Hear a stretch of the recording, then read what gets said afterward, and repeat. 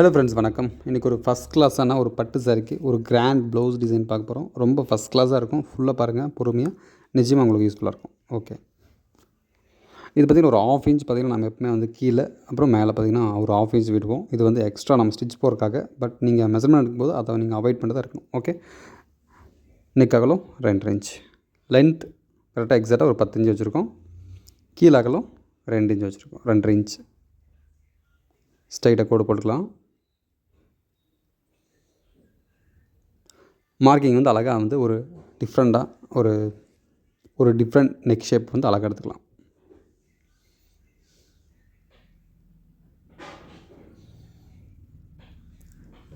கரெக்டாக ஒரு இன்ச் அந்த மாதிரி நீங்கள் கேப்பிட்டு இந்த மாதிரி அழகாக நீங்கள் மார்க் பண்ணிக்கலாம்.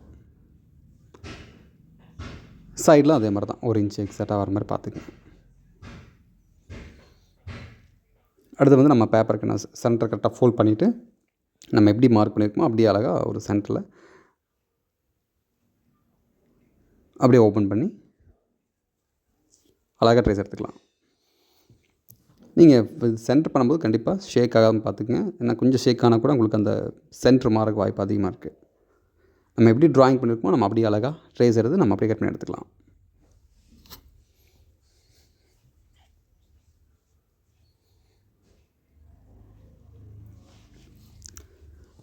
இந்த சைடில் கொஞ்சம் பத்தாமல் இருக்குது, அதுக்கு நம்ம ஜாயின் போட்டுக்கலாம். இந்த கீழே இருக்கிற கிளாத்தை வந்து கட் பண்ணி எடுத்துகிட்டு ஜாயின் பண்ணிக்கலாம்.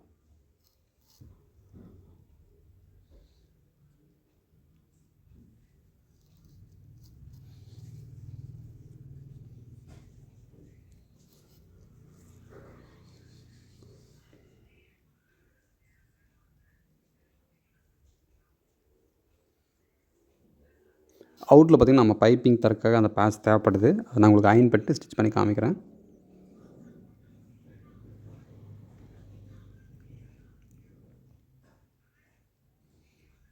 அழகாக நீங்கள் அப்படியே அந்த ஷேப்லேயே எடுத்து கட் பண்ணிக்கலாம்.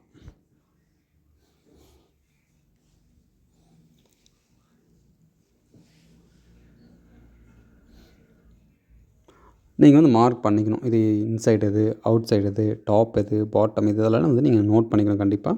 ஏன்னா அது வந்து நமக்கு வந்து கடைசியில் நம்ம ஸ்டிச் பண்ணும்போது நம்ம கன்ஃபியூஸ்ட் ஆகும். ஸோ இதெல்லாம் அவாய்ட் பண்ணுறதுக்காக இதெல்லாம் நீங்கள் ஃபஸ்ட்டே மார்க் பண்ணிட்டீங்கன்னா உங்களுக்கு எக்ஸாக்டாக எந்த இதுவும் மாறாது.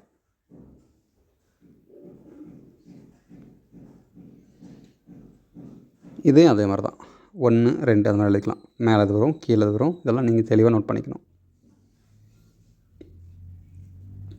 அயன் பண்ணிக்கலாம். அயன் பண்ணுறது ஃபஸ்ட் நீங்கள் அயன் பண்ணுறதுக்கு முன்னாடி இந்த மாதிரி நீங்கள் லைனிங் கிளாத் வந்து ஃபஸ்ட் நல்லா அயன் பண்ணிக்கணும். லைனிங் கிளாத்தில் அயன் பண்ணிவிட்டு அதுக்கப்புறம் நம்ம ஒரிஜினல் கிளாத்தில் அட்டாச் பண்ணுவோம். அது கண்டிப்பாக பார்க்கலாம்.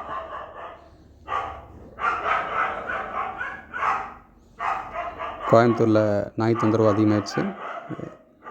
அதுக்கும் ஒன்றும் நம்ம பண்ண முடியாது.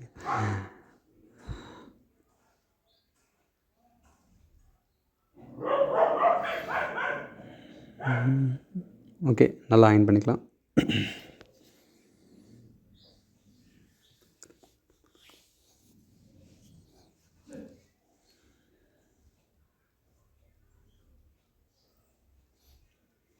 லைனிங்கில் அயன் பண்ணிவிட்டு அதுக்கப்புறம் நம்ம ஒரிஜினல் கிளாத்தில் அட்டாச் பண்ணோம். அதை அடுத்து பார்க்கலாம். நல்லா நீட்டாக இந்த மாதிரி அயன் பண்ணிக்கங்க.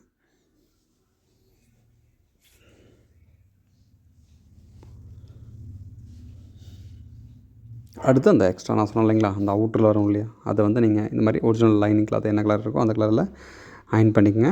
அயன் பண்ணிட்டு நம்ம இதை வந்து பைப்பிங்காக மட்டும்தான் யூஸ் பண்ண போகிறோம். அவுட்ரு ஷேப் நெக் இருக்கு இல்லையா, அதுக்காக யூஸ் பண்ண போகிறோம். ஏன்னா இதை நம்ம டேரெக்டாக நம்ம அடித்து திருப்ப முடியாது. இந்த மாதிரி கேன்வாஸ் வச்சு நம்ம பைப்பிங் வச்சு திருப்பும்போது தான் நெக் ஷேப் வந்து ஃபஸ்ட் கிளாஸாக இருக்கும். டிசைனிங் லுக் அருமையாக இருக்கும்.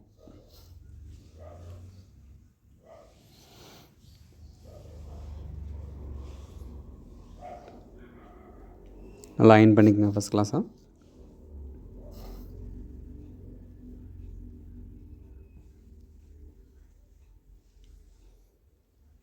அவுட்டில் வந்து நம்ம அடித்து இந்த மாதிரி ஸ்டிச் பண்ணிக்கலாம். இது கடைசியில் எம் பண்ணுற மாதிரி இருக்கும்.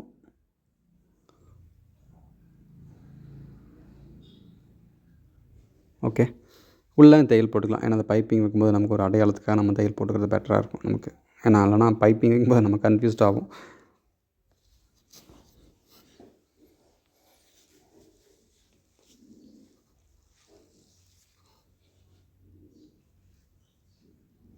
ஓகே, அடுத்து வந்து நம்ம அந்த ஒரிஜினல் கிளாத்தில் நம்ம அட்டாச் பண்ணுறோம். இது வந்து நீங்கள் செலக்ட் பண்ணிக்கணும் கான்ட்ராஸ்ட்டாக கரெக்டாக இது எந்தெந்த இடத்துக்கு எந்தெந்த கலரில் வரும்னு சொல்லிட்டு. இதையும் அதே மாதிரி தான் கேன்வாஸ் கீழே தையல் போட்டுக்கணும். இது வந்து நம்ம பைப்பிங் வைக்கிறக்கோ இல்லை நெக் ஃபினிஷ் பண்ணும்போது கண்டிப்பாக நம்ம ஹெல்ப் பண்ணும். இதை நீங்கள் அப்படியே ஃபாலோ பண்ணுங்கள் கரெக்டாக எக்ஸாக்டாக.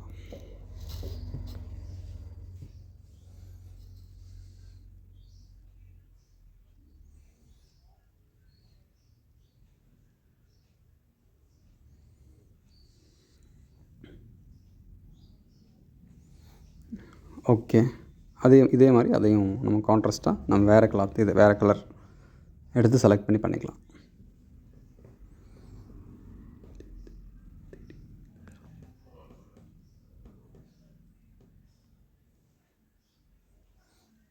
ரெண்டே ரெடி பண்ணியாச்சு. அடுத்து இதில் வந்து நம்ம பைப்பிங் வச்சுக்கலாம்.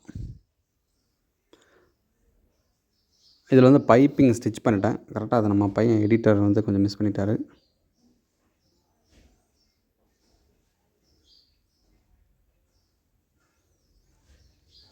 இதே அந்த நம்ம லைனிங் கிளாத் லைன் பண்ணிட்டு ஒரிஜினல் கிளாத்தில் வந்து நம்ம அட்டாச் பண்ணிவிட்டு அடுத்து பைப்பிங்.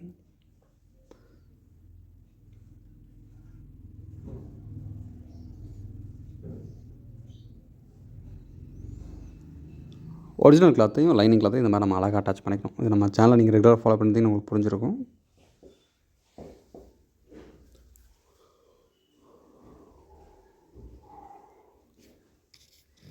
சென்டர் வந்து நீங்கள் கரெக்டாக மார்க் பண்ணிங்க எல்லாம் முடிச்சுட்டு கரெக்டாக எக்ஸாக்டாக.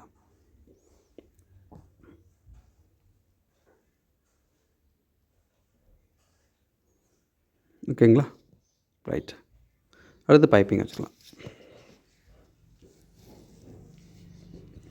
ஆல்ரெடி சொல்லியிருப்பேன் உங்களுக்கு, இந்த பைப்பிங் வந்து நம்ம வைக்கும்போது கண்டிப்பாக எக்ஸாக்டாக நமக்கு அந்த தையல் கரெக்டாக போட்டுக்கணும். கேன்வாஸ் ஓரத்தில் தையல் போட்டிருந்தா தான் உங்களுக்கு எக்ஸாக்டாக நம்ம பைப்பிங்கு வந்து எந்த சிரமமும் இல்லாமல் இருக்கும்.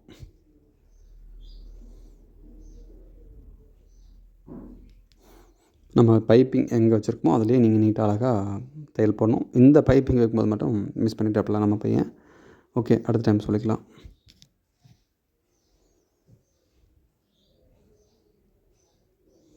எடிட்டிங் பண்ணும்போது கட் பண்ணியிருப்பான்.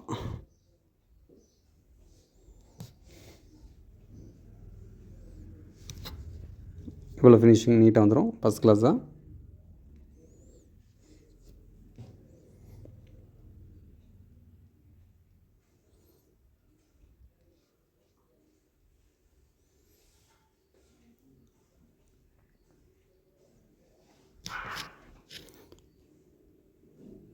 ஓகே, அவுட்டில் வந்து நம்ம அந்த பீஸை கவர் பண்ணிக்கலாம்.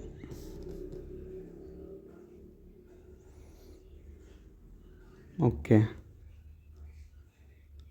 அடுத்து வந்து இந்த நாட் வச்சு நம்ம வந்து ஒரு சின்னதாக ஒரு டிசைன் க்ரியேட் பண்ணிக்கலாம் ஃபஸ்ட் கிளாஸாக.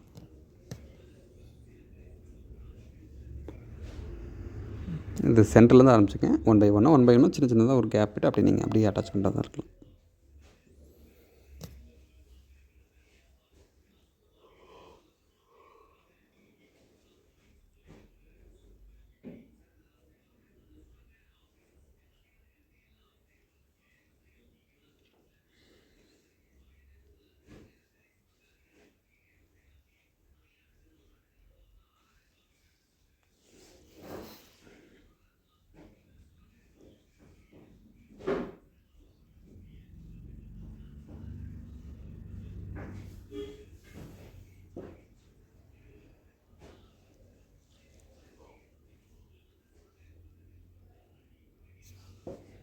அவ்வளோதான். இதே மாதிரி அது ஆப்போசிட் சைடு அப்படியே வச்சுக்கலாம். அதுக்கு முன்னாடி கீழே இருக்கிறது வந்து ஃபுல்லாக ஸ்டிச் பண்ணிக்கலாம்.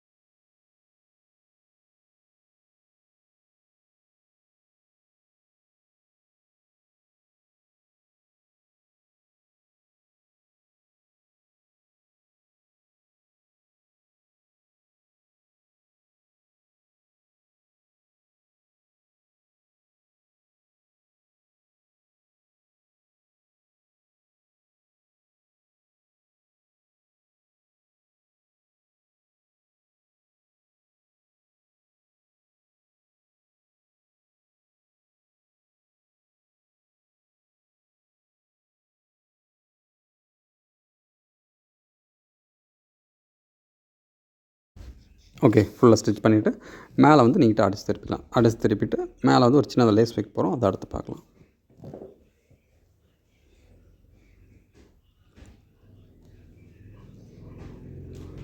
இந்த வளைவு பக்கம் மட்டும் அங்கங்கே கொஞ்சம் கட் பண்ணிடுங்க. ஏன்னா நம்ம இதை கட் பண்ணால் மட்டும் தான் கொஞ்சம் திரும்புறதுக்கு சௌகரியமாக இருக்கும். இந்த மாதிரி டிசைன்லாம் நீங்கள் ஸ்டிச் பண்ணும்போது கண்டிப்பாக இந்த மாதிரி வளைவு நல்லா கொஞ்சம் டர்னிங் பாயிண்ட்டில் வரதெல்லாம் கண்டிப்பாக அங்கங்கே கட் பண்ணும்போது நல்லா ஃபிக்ஸிபிளாக இருக்கும். நல்லா திருப்பும்போது கொஞ்சம் லைனிங் இந்த மாதிரி கொஞ்சம் தெரிகிற மாதிரி நீங்கள் ஸ்டிச் பண்ணிக்கங்க. ஏன்னா அது அந்த நாட் இருக்கனால அது நல்லா கம்ப்ளீட்டாக திரும்பாது. கொஞ்சம் ஒரு மாதிரி ஃபினிஷிங் போடும். கொஞ்சம் அந்த லைனிங் வெளியே தெரிகிற மாதிரி நீங்கள் பண்ணிக்கலாம். ஒன்றும் ப்ராப்ளம் இல்லை. கீழே வந்து மடித்து கவர் பண்ணிக்கலாம்.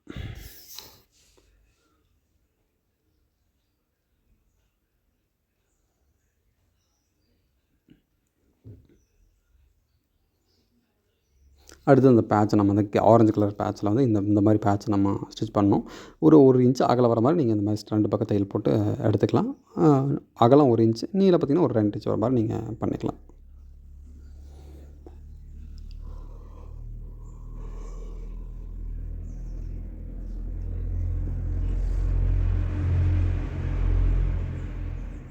ஒரு நூல் எடுத்து இந்த மாதிரி நீங்கள் அழகாக கட்டி ரெடி பண்ணி வச்சுக்கலாம். ஒரு 20 பீஸ் இந்த மாதிரி ரெடி பண்ணிக்க. நெக் அகலம் அதிகமாக இருந்துச்சுன்னா 1 2 சேர்த்து தேவைப்படும். அவ்வளோதான்.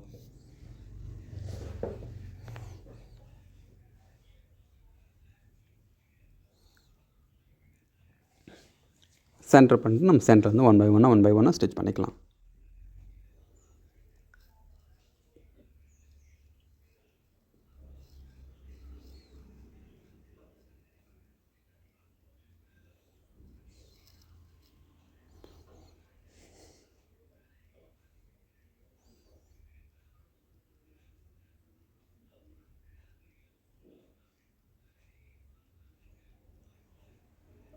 இதே மாதிரி அந்த பக்கமாக இதே மாதிரி நீங்கள் ஸ்டிச் பண்ணி எடுத்துக்கலாம். 1 பை 1.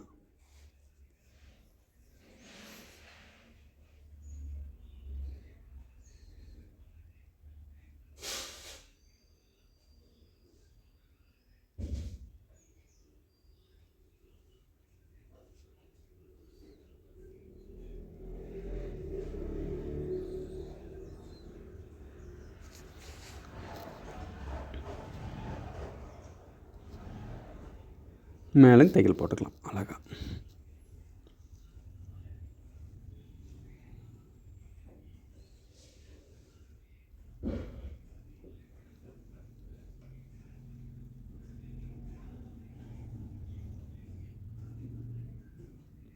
அவ்வளோதாங்க. இதை நீங்கள் உள்ளே அப்படியே இன்சர்ட் பண்ணி மேலே வந்து லேஸ் வச்சிங்கன்னா கரெக்டாக இருக்கும். 2 பக்கம் கீழே மேலே அதை அடுத்து பார்க்கலாம். புரியும் உங்களுக்கு தெளிவாக. இது கரெக்டாக சென்டர் பார்த்துக்கணும். எக்ஸாக்டாக இது சென்டர்னு சொல்லிட்டு கரெக்டாக எக்ஸாக்டாக பார்த்துக்கணும். சென்டர் மாறிச்சுன்னா நமக்கு நெக் ஷேப் மாறிடும். அதை கொஞ்சம் கேர்ஃபுல்லாக பார்த்துக்குங்க.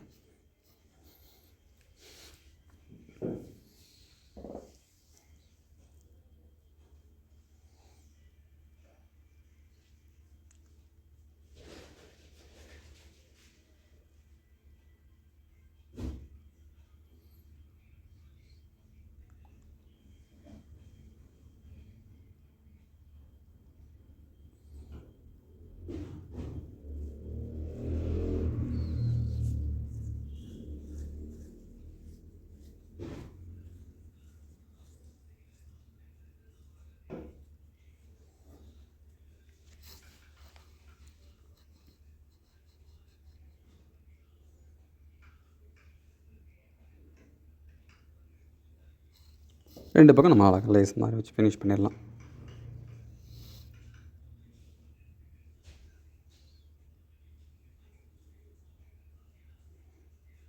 அடுத்து பைப்பிங், அந்த உள்ளே நான் சொன்னேன் இல்லைங்களா, நெக் ஷேப்க்காக பைப்பிங் வச்சுக்கலாம் அழகாக.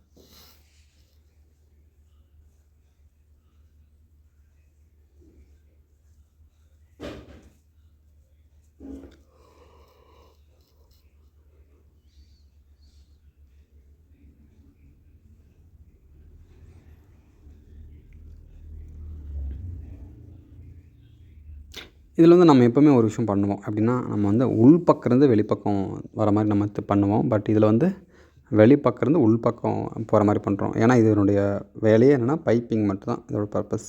அதனால் நம்ம அது மட்டும் பண்ணால் போதும். வெளியே இருந்து உள்ளே சென்டர் கரெக்டாக மாறாமல் எக்ஸாக்டாக நம்ம எதில் பைப்பிங்கில் தையல் போட்டிருக்கோமோ அந்த பைப்பிங் மேலேயே தையல் போட்டு அழகாக ஒரு 4 இன்ச் கிளாத் மட்டும் விட்டுட்டு எல்லாம் கட் பண்ணி எடுத்துகிட்டு அந்த 2 பக்கம் கார்னரில் 2 கட்டிங் மட்டும் போட்டு அந்த வளைவு பகுதியிலலாம் அங்கங்கே ஒரு கட்டிங் போட்டால் வேலை முடிஞ்சுது. அப்படியே அடித்து திருப்பிக்கலாம். இந்த மாதிரி நீங்கள் அடித்து திருப்பிட்டு மேலே ஒரு தையல் போடணும். அந்த தையல் போடும்போது மறக்காமல் எக்ஸாக்டாக ஊசியோட வர மாதிரி போட்டு அதுக்கப்புறம் லைட்டாக ஒரு அயன் பண்ணிக்கோங்க. அயன் பண்ணால் அந்த சுருக்கமெல்லாம் போயிடும். அடுத்து பார்க்கலாம் அது.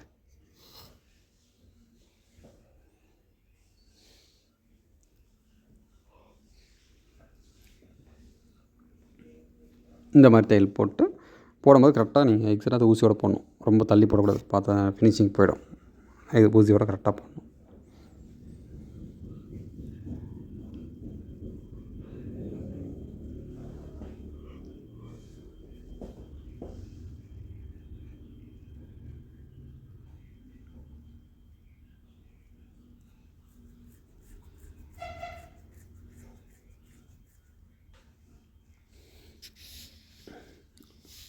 கரெக்டாக சென்டர் பார்த்துக்குங்க. எக்ஸாக்டாக சென்டர் பார்த்துட்டு நீங்கள் அப்படியே உள்ள இன்சர்ட் பண்ணுறது தான் வேலை. ரொம்ப ரொம்ப ஈஸி. அப்படி பாருங்கள், பொறுமையாக அழகாக பாருங்கள். நம்ம இந்த கேன்வாஸ் ஒட்டியே ஒரு தையல் போட்டிருப்போம் பார்த்தீங்களா? நம்ம கேன்வாஸ் ஒட்டியே அந்த தையல் வந்து மேலே நமக்கு தெரியும் நல்லா. அந்த தையல்லே நீங்கள் வச்சிங்கன்னா எக்ஸாக்டாக வரும். எந்த ஒரு பிரச்சனையும் இருக்காது. நம்ம அதனால தான் சொல்கிறது, இந்த கேன்வாஸ் ஒட்டி வர தையல் எக்ஸாக்டாக நீங்கள் போடணும். நம்ம மார்க்கிங்கில் எக்ஸாக்டாக பண்ணணும். நம்ம சொல்கிறத நீங்கள் அப்படியே ஃபாலோ பண்ணிங்கன்னா கண்டிப்பாக உங்களுக்கு எந்த ஒரு டவுட்டும் இருக்காது. ரொம்ப நீட்டாக ப்ளவுஸ் டிசைன் வந்துடும். நம்ம சேனலில் ரெகுலராக எவ்ரிடே 3 வீடியோ வரும். எல்லா வீடியோவும் பாருங்கள். ஈஸியாக நீங்கள் கற்றுக்குங்க. நான் சொல்கிறது உங்களுக்கு புரிஞ்சதுன்னா மறக்காமல் லைக் பண்ணுங்கள். சப்ஸ்கிரைப் பண்ணாமல் பார்த்தீங்கன்னா சப்ஸ்கிரைப் பண்ணுங்கள்.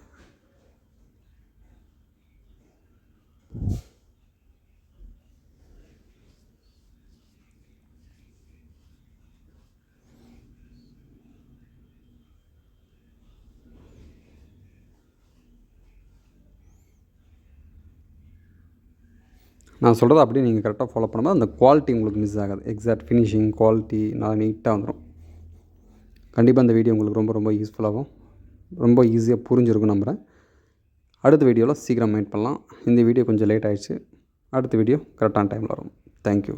பிடிச்சிருந்தா மறக்காமல் லைக் பண்ணுங்கள்.